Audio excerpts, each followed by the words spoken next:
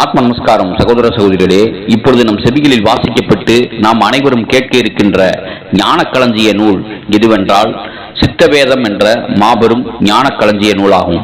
இந்நூலினை நாம் அனைவரும் ஞானம் அடைய வேண்டி கொடுத்த ஞான பெருந்தகை யார் என்றால் சித்த வித்தையின் கருத்தா வாசியோக சிரஞ்சீவி, ஞானத்தின் பிறப்பிடம் வடகரை வள்ளல் சுவாமி சிவானந்த பரமஹம்சராவார் இந்நூலினை கொடுத்தது.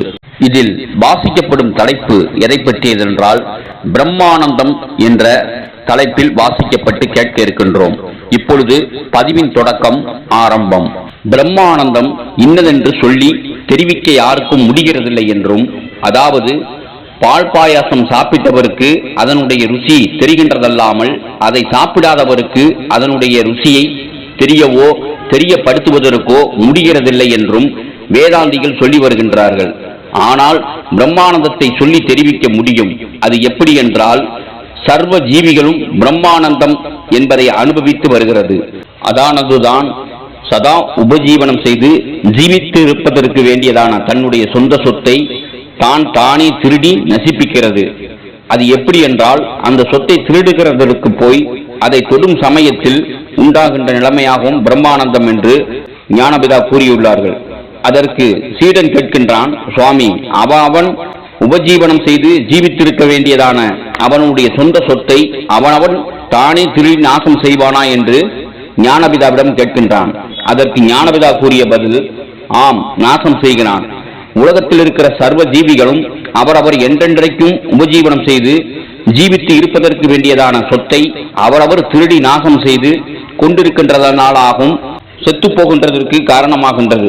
அது எப்படி என்றால் இப்பொழுது உலகத்தில் இருக்கின்ற சர்வ ஜீவிகளும் ரொம்பவும் ஆக்கிரகம், அதாவது ஆசைப்படுகின்றதும் ஆசைப்பட்டு கொண்டிருப்பதும் மைதுனத்தில் ஆகும், அதாவது ஸ்ரீ புருஷ சேர்க்கைக்காகும். ஆனால் உலகத்தில் எவ்வித தொழில் செய்யும் பொழுதும் மனம் அதில் நில்லாமல் பின்னம் பின்னமாய், அதாவது விட்டு விட்டு ஓடிக்கொண்டிருக்கிறது.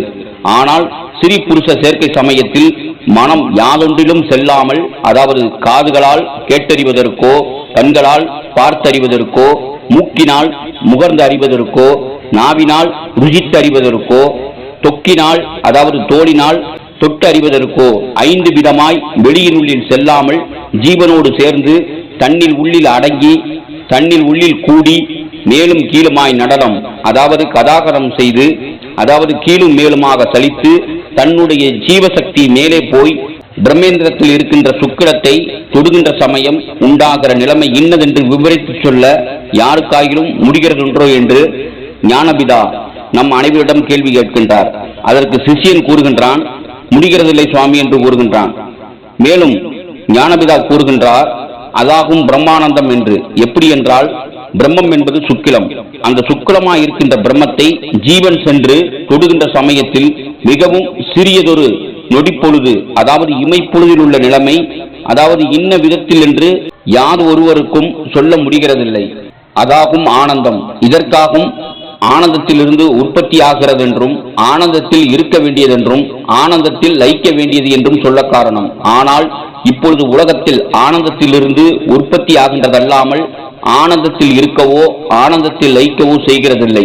காரணம், மேற்சொன்ன பிரகாரம் பிரம்மஸ்வரூபமாய் இருக்கின்ற சுக்கிலத்தை திருடி நசிப்பிக்கின்றதால் ஒன்றும் அறியாமல் அதோகதியாய் நசித்து போகின்றதனால் ஆகும்.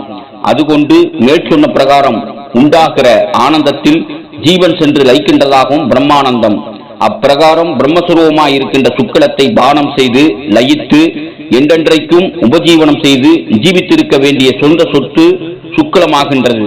அதை நாம் நினைக்காமல் நிமிஷ நேரத்தில் உள்ள சுகத்தை விரும்பி தான் என்றென்றைக்கும் உபஜீவனம் செய்து ஜீவித்திருக்க வேண்டிய தன்னுடைய சொந்த சொத்தை தானே திருடி நாசம் செய்கிறோம். அதனால் மேற்சொன்ன சம்போக சமயத்தில் எந்த பிரகாரத்தில் ஜீவன் நம் உள்ளில் தானே அடங்கி உள்ளிலேயே கீழும் மேலுமாய் நடந்து ஜீவன் சுக்கிலத்தை திருடப் போகின்றதோ அதே பிரகாரத்தில் ஜீவன் உள்ளில் தானே கீழும் மேலுமாய் நடந்து மேலே உள்ள பிரம்மமாயிருக்கின்ற சுக்கிலத்தில் லயித்தால் என்றென்றைக்கும் ஆனந்தமத்தனாய் இருக்கலாம். இதற்காகவும் பிரம்மானந்தம் என்று சொல்லுகிறது. உலகவாசிகள் இதை தெரியாமலும் ஆலோசிக்காமலும் அவனுடைய சக்தியை வெளியினுள்ளில் விட்டு பலதிலும் பல விதத்திலும் பந்தப்படுத்தி அவைகளில் பிரமித்து நசித்து போகின்றார்கள். ஆனால் தன்னைத்தான் அறிய வேண்டும் என்றாகவும் உலகத்தில் சொல்லி வருகிறது. அவ்விதம் சொல்லி வருகிறதல்லாமல் தன்னைத்தான் எவரும் பார்க்கின்றதில்லை. தன்னைத்தான் அறிய வேண்டுமானால் தன்னைத்தானே பார்க்க வேண்டும்.